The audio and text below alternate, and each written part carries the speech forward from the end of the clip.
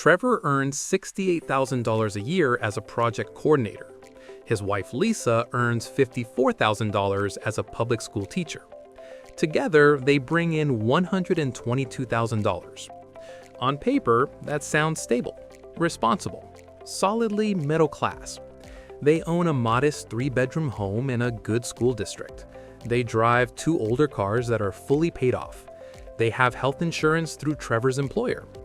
They don't take luxury vacations. They don't wear designer brands. They cook most meals at home.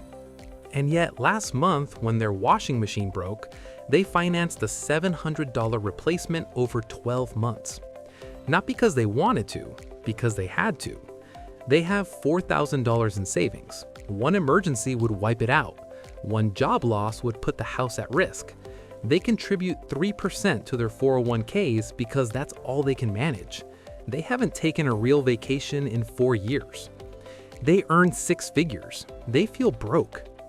40 years ago, that math would have been impossible. Today, it's common. This is not about laziness. It's not about avocado toast. It's about structural math that changed faster than wages did. And once you see the numbers, you understand something uncomfortable. Building wealth on a $68,000 salary isn't just hard anymore. In many cities, it's structurally unrealistic. Let's break down their $122,000 household income. After federal taxes, state taxes, payroll taxes, and health insurance premiums, their take-home pay drops to about $79,000 per year. That's roughly $6,500 per month. That sounds manageable until you look at where it goes. Their mortgage is $2,100 per month. Add $200 for homeowners insurance and property tax escrow adjustments. Housing alone eats about $2,300 monthly. That's 35 to 40% of their take-home income gone before groceries, gas, or utilities. In 1980, the median home cost roughly 3 times the median household income. Today, it's often 5 to 6 times income. The ratio changed. That shift alone rewrote middle-class math. Trevor's father supported a family on 1 income in the 1980s. Adjusted for inflation, he earns slightly less than Trevor does now, but his housing cost a smaller percentage of income.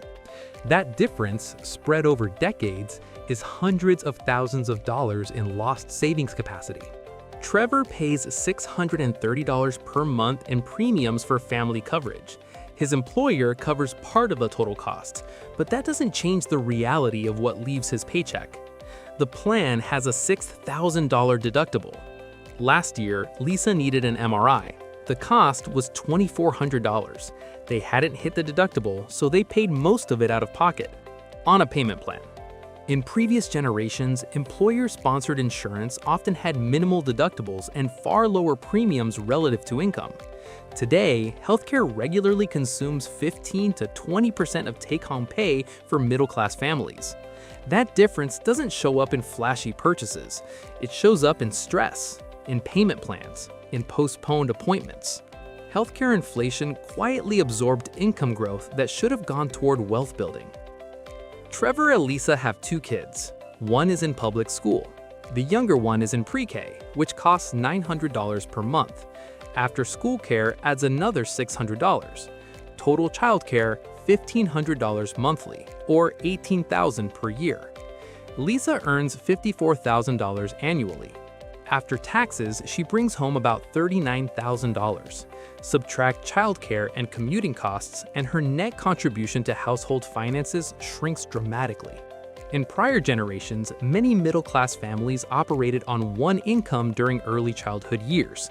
Today, housing and healthcare costs often require 2 incomes. But dual incomes create dual costs: 2 commutes, 2 vehicles, full-time childcare. The structure changed, the expenses multiplied, the wage growth did not. Trevor contributes 3% to his 401k. His employer matches 3%. That's 6% total. Financial planners often recommend 15%. He can't afford 15%.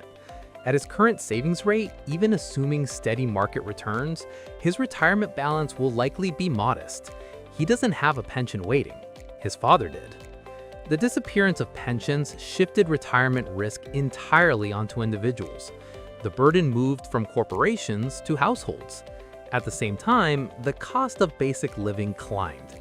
So families save less, not because they don't understand the importance, because the margin doesn't exist.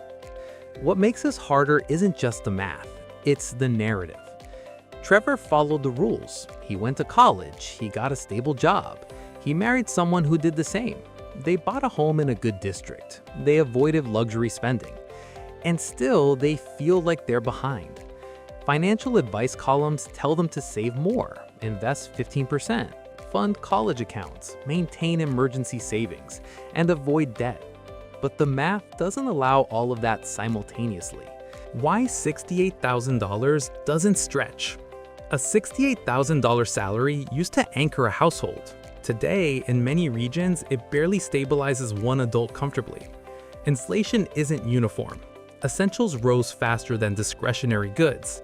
Housing, medical care, education, and childcare outpaced wage growth for decades. When core survival categories inflate faster than income, wealth building becomes optional at best and impossible at worst. You can budget efficiently, you can avoid lifestyle creep, but you cannot out-budget structural cost expansion indefinitely. That's the key shift. The middle class didn't disappear because people stopped working hard. It thins because the cost structure changed.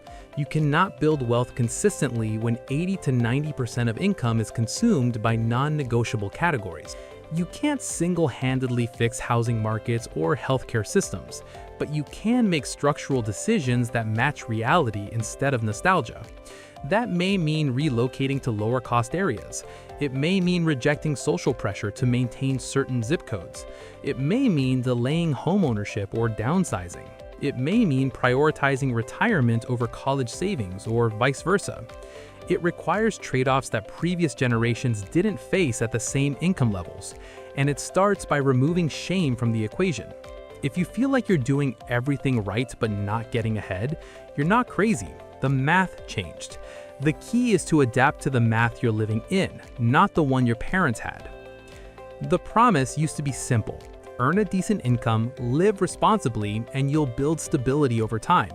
That promise assumed housing at 3 times income, low healthcare burden, affordable education, and pension-backed retirement. Those assumptions no longer hold. Trevor and Lisa are not failing. They are navigating an economy where 6 figures can feel fragile.